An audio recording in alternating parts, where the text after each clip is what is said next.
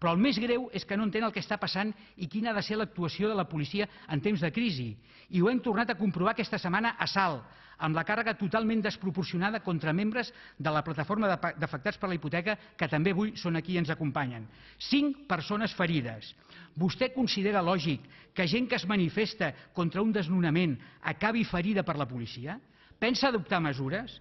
El que cal és que el govern entengui que aquesta situació de conflictivitat social exigeix que el president de la Generalitat lideri una roda de contactes amb els grups parlamentaris i amb els agents socials per intentar definir una política consensuada de seguretat que aïlli els violents però garanteixi alhora el dret de vaga i de manifestació. Acabo. La crònica d'aquests 16 mesos, conseller, és la crònica d'un fracàs evident en tots els àmbits. Sabem, després de demanar 3 vegades la seva dimissió, que no dimitirà. Però som en una democràcia i ningú no ens impedirà exercir el nostre dret a continuar denunciant la seva forma d'actuar. Gràcies, il·lustre diputat. Per respecte a aquesta interpel·lació i en nom del govern té ara la paraula l'honorable conseller Felip Puig.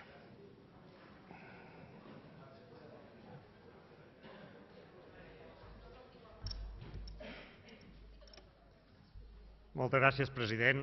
Perdoni, senyor conseller, un moment. Els agrairia al públic que s'asseguin, sisplau. Gràcies.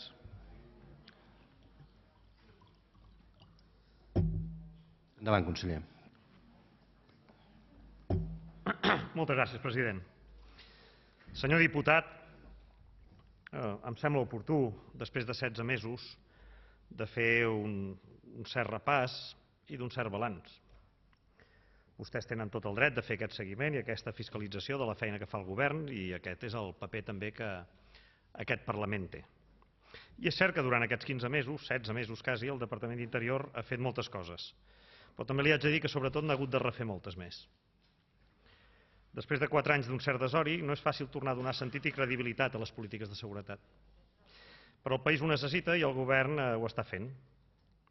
És cert que els desordres públics, sobretot les situacions d'ordre públic, criden la màxima atenció dels mitjans i de la societat.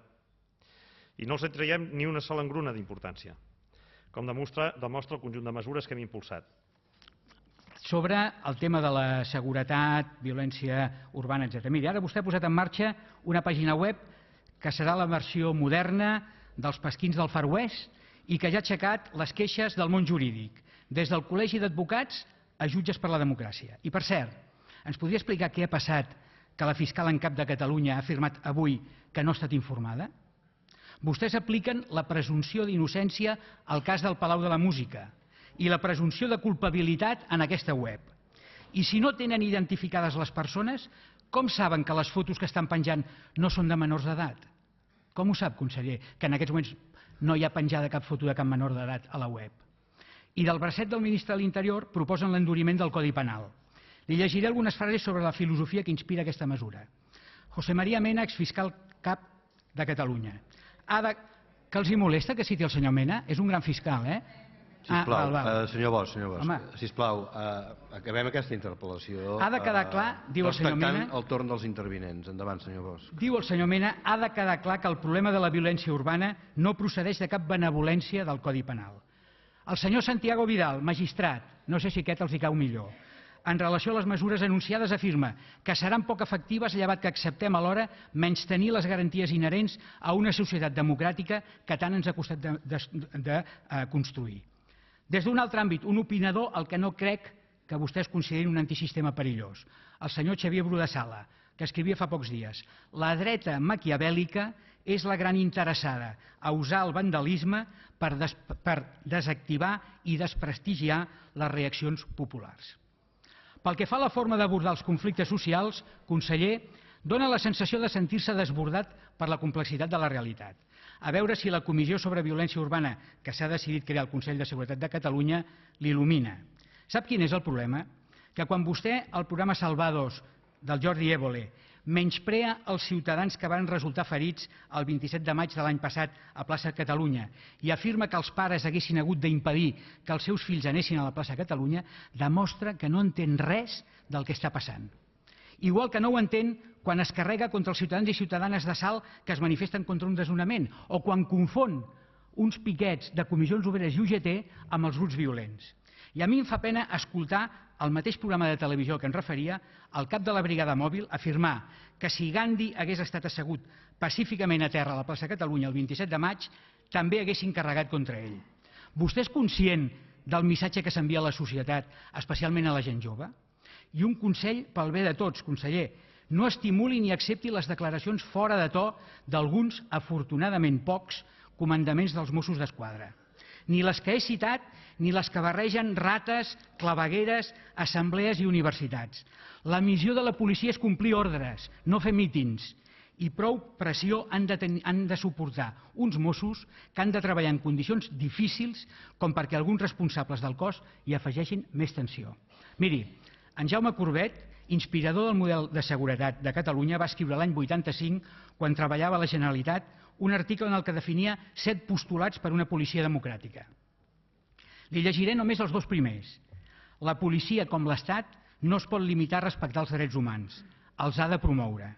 I el segon, la principal preocupació de la policia no ha de ser mantenir l'ordre, sinó la llibertat. Aquests postulats, conseller, són sempre vàlids, però en aquests moments de crisi i de mobilitzacions ciutadanes, si no hi posem tots plegats una mica de seny, podem tenir problemes seriosos. I vostè no hi està posant el seny necessari per entrevistar-se amb els sindicats, amb els agents socials, per buscar el consens.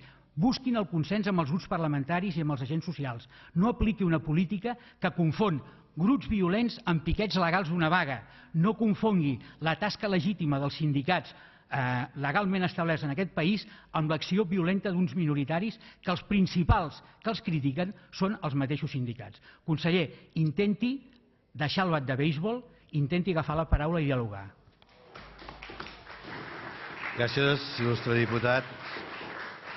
També per al torn de rèplica té ara l'honorable conseller d'Interior, té la paraula el senyor Felip Puig. Gràcies, president. Anem per feina. No hi ha cap confusió, i li asseguro, i segueixo insistint, en que l'actuació de la policia té, òbviament, el seu propi marge de maniobra i de decisions estrictament policials i de compliment de la llei. No es confon cap piquet sindical amb violència urbana. S'identifica a 2 persones que feien de piquet amb agressors en contra de la integritat d'un policia, objecte d'una denúncia i, evidentment, declaració davant de la policia i l'atestat a la justícia. Res més que això. Res més que això. A Salt no va haver-hi càrrega policial. A Salt no va haver-hi càrrega policial. Senyor conseller, perdoni un moment. I no cal que en aquest cas discutim. A Salt no va haver-hi càrrega. Perdoni, senyor conseller, perdoni. Els adverteixo als membres del públic a la propera manifestació els hauré de convidar que se'n vagin. Gràcies. Endavant. Qualsevol dels casos, repeteixo, va ser instrucció judicial, la policia va actuar per encàrrec de l'autoritat judicial i després de certs temps d'espera que les persones que estaven concentrades deposessin la seva actitud, se'ls va demanar que abandonessin la seva actitud i finalment les forces d'ordre públic van haver de retirar una a una les persones sense cap càrrega, sense cap defensa, sense cap maniobra. Perdoni, senyor conseller, sisplau, els demano que abandonin l'hemicicle. Abandonin l'hemicicle, sisplau.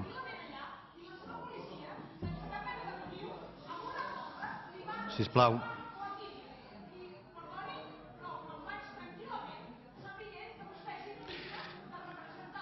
Sisplau, abandonin l'hemicicle.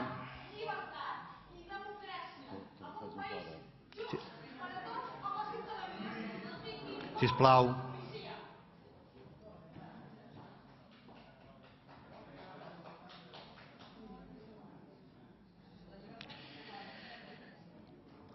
Endavant, senyor conseller.